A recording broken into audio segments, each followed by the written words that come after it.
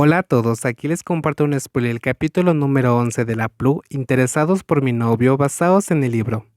¿Puedo tocar una canción?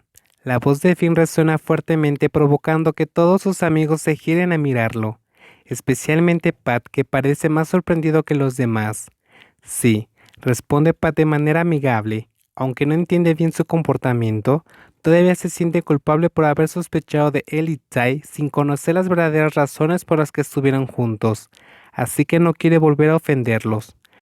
Finn acepta la guitarra que le tiende el chico alto y le agradece suavemente antes de comenzar a tocar.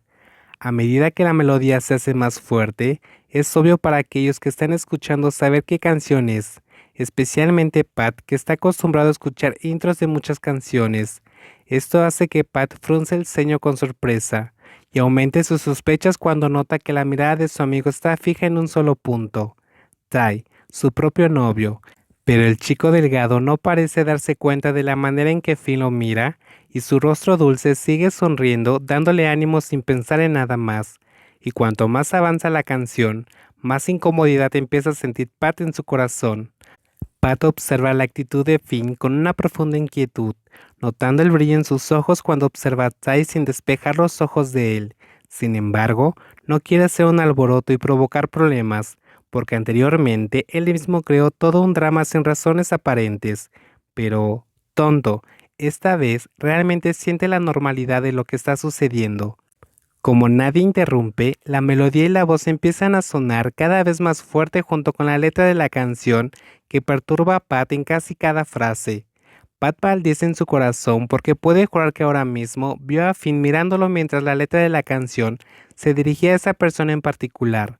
La canción había terminado cuando todo tuvo que detenerse porque Pat interrumpió abruptamente levantando el brazo de Tai para ponerse de pie antes de hablarle a sus amigos.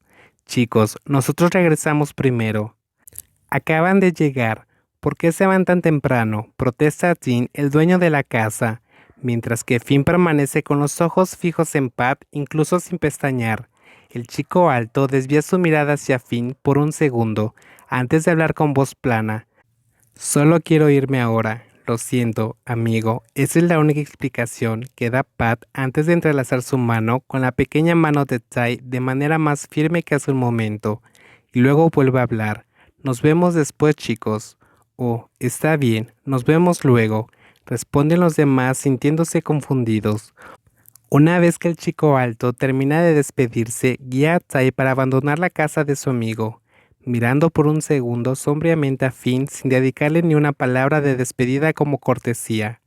Con solo unos segundos de contacto visual con su amigo, Finn supo de inmediato que los sentimientos que había intentado transmitir con su mirada a Tai habían sido percibidos por Pat.